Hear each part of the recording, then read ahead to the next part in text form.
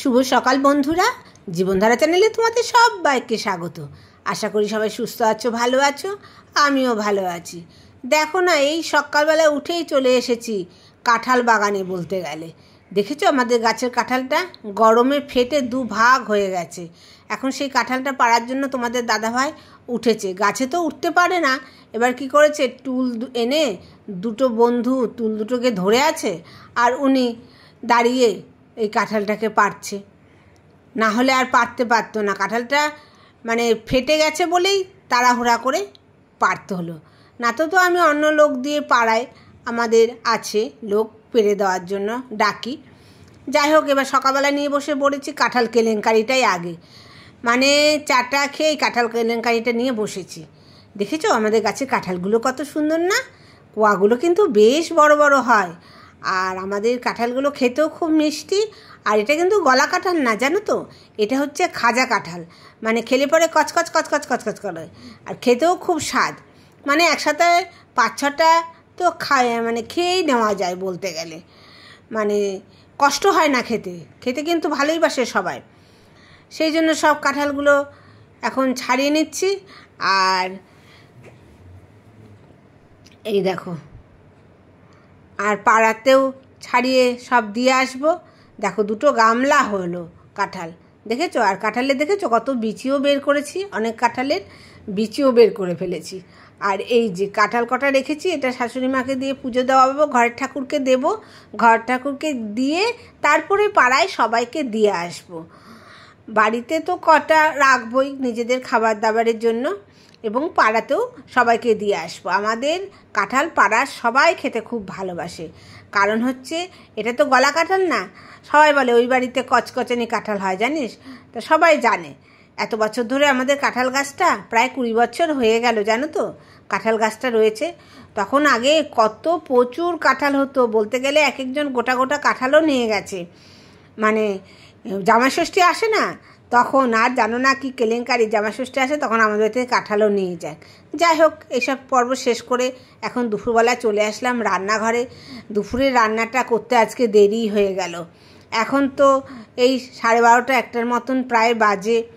আমার ছেলে আবার একটু তাড়াতাড়ি খেয়ে নেয়, আর তোমাদের দাদাভাইও তাড়াতাড়ি খেয়ে নেয়। আমি আর আমার মা একটু দেরিতেই খায়। আর এই লঙ্কাগুলোকে বাটি তো, সেই জন্য ছাড়িয়ে নিয়ে ব্লেন্ডারে ব্লেন্ড করে নেব, মানে গুঁড়ো করে নেব। তাতে কি হয়, গুঁড়ো থাকলো আর বাটতে গরমের মধ্যে খুব কষ্ট হয়, সেই জন্য এই গুঁড়ো করে নিয়ে তারপর একটু মাংসে দেবো, আর বাদ বাকি রেখে দেবো। যখন মাংস করি একটু মাছ করি লাগিয়ে তখন দিই, না তো কালো জিরা কাঁচা লঙ্কা দিয়েই পাতলা ঝোল করি। আজকে মাংসটা পাতলাই ঝোল করবো, এই জন্য কটা আলুও দিয়ে দেবো, আলু দিয়ে পাতলা ঝোল ঝোল করবো। যা গরম পড়েছে গো, যা গরম পড়েছে কি বলবো। আর এই গরমের মধ্যে আর এই কাঁঠাল খাওয়া যায় বলো? একটু বৃষ্টি বাদল হয় তাতে কাঁঠালটা খেয়ে শান্তি, কিন্তু গরমের মধ্যে কাঁঠাল খাওয়া যায় না। খুব গরম, আজকে খুব গরম, রবিবারে এত গরম, মানে মাঝখানে কদিন বৃষ্টি হলো, তারপরে যে আবার এত গরম পড়বে বুঝতেই পারিনি। মানে আজকে তো মানে গরম মানে কাকে বলে, চরম গরম আর কি। আজকে বাইরে বাজারে গেছিল তোমাদের দাদাভাই, মানে বলছে যে কি গরম, অর্ধেক বাজার তাড়াতাড়ি করে উঠিয়ে নিয়ে চলে আসছে। আমাদের এখানে বাজার বেশিক্ষণ থাকে না গরমকালে, জানো তো। তাই চিকেনটা হয়ে গেল। এবার কি বলবো তোমাদের, আমার দুঃখের কথা, তোমার দাদাভাই তো শাক খায়, এমন শাক এনেছে মাথাটা গরম হয়ে গেছে জানো শাক দেখে, মানে কি বলবো। ওই শাক তোমার গরমকালে বসে বসে বাটা যায় বলো তো, তোমরাই বলো। কী শাক এনেছে জানো তো, ওই যে খারকোল না কী শাক বলে, ওই শাক নিয়ে এসছে। ওটার আরেকটা জানি কি নাম, ঘ্যাটকল শাক নিয়ে এসেছে জানো। এই মাংসটা হয়ে এসছে, জল ঢেলে দিয়েছি, একটু ফুটলেই হয়ে যাবে। এখন করব হচ্ছে ঘ্যাটকল শাকটা। এই ঘ্যাটকলটা তোমাদের দেখাবো, দাঁড়াও। এই ডাঁটাগুলো ফেলে নেব, আর পাতাগুলো থাকবে। ওই পাতাগুলো কি করব, পাতাগুলো গরম জলে একটু ফুটিয়ে নিয়ে, এই যে পাতাগুলো গরম জলে ফুটিয়ে নিয়ে কালো জিরা কাঁচা লঙ্কা আর রসুন দিয়ে বাটবো, বেটে আবার কড়াইয়ের মধ্যে একটু তেল দিয়ে টালবো, লবণ দেব। কিন্তু খেতে খুব স্বাদ গো। তোমরা কারা কারা খেয়েছো আমাকে কমেন্ট করে জানাবে তো। দেখতে দেখতে আমার দুপুরে রান্না হয়েই গেল। এখন এখন প্রায় 2:30টায় বেজে গেল জানো না।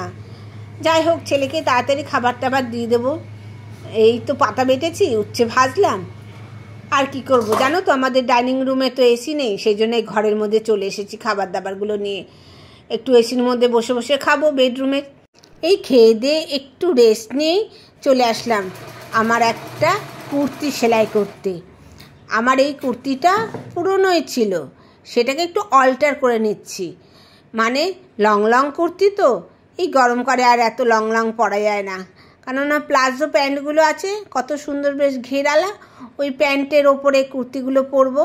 সেই জন্য একটু ঝুলটাকে শর্ট করে নিচ্ছি, শর্ট করে নিয়ে সেখানে একটু ডিজাইন করে নিচ্ছি নিজের মতন করে। কি করেছি বলো তো, ওখানে একটুখানি কুচি দিয়ে নিয়েছি, ব্যাস একটা ফ্যাশনেবল ড্রেস হয়ে গেল আমার। মানে নিজের মতন করে মাঝে মাঝে একটু বানিয়ে নিই অল্টার করে।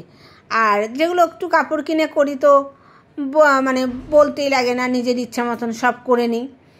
তা এই কুর্তিটা শেষ করতে করতে তো 7টা বেজে যাবে, এখন 6টার মতন বাজে।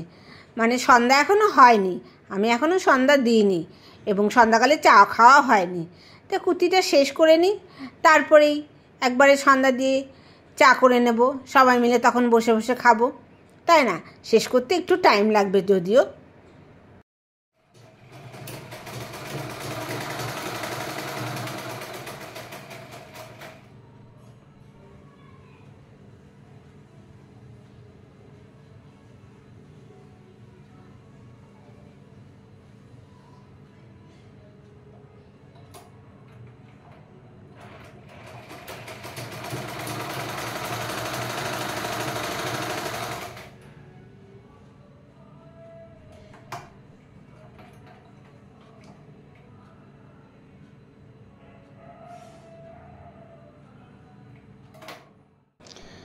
ব্লগটা আর বেশি বাড়াচ্ছি না। জীবনধারা চ্যানেলে আমার যারা পুরনো বন্ধু, তাদেরকে অসংখ্য ধন্যবাদ আমার পাশে থাকার জন্য।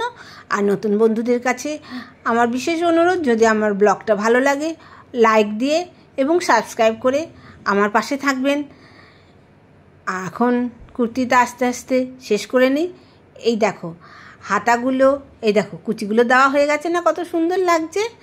আর হাতাটা বড়ই রেখেছি, হাতাটা ছোট করিনি, কারণ হচ্ছে গরমকাল তো, গরমকালে হাতা ছোট করলে না রোদে কালো হয়ে যায়, এই জন্য আমি আর হাতা ছোট করিনি, নিচটা কুচিটা দিয়ে দিলাম। এবং সন্ধ্যা দিয়ে চা খেয়ে তোমাদের পরে দেখাবো কীরকম লাগে। তোমরা অবশ্যই দেখে কমেন্ট করবে ভালো লাগলো কি না। এই দেখো চা খেয়ে আমি ড্রেসটা পরে চলে এসেছি, দেখো তো কত সুন্দর লাগছে না। এই দেখো নিচে কুচি দিয়েছি, আর এই প্যান্টটা নতুন করেছি। তো প্যান্টটার কালারের সাথে এই কালারটার ম্যাচিং হয়েছে না বলো, দেখতে ভালো লাগছে না বলো। বেশ একটা লং কুর্তি ছিল, সেটাকে কেটে বেশ ছোটো করে একটু কুচি দিয়ে নিয়েছি। এখন এরকম পরলে একটু ফ্যাশনেবল লাগে, নিজের মতন করে তৈরি করে নিলাম। এবার থেকে সপ্তাহে 2 দিন ব্লগ পাবে, রবিবার আর বৃহস্পতিবার করে, বুঝেছো?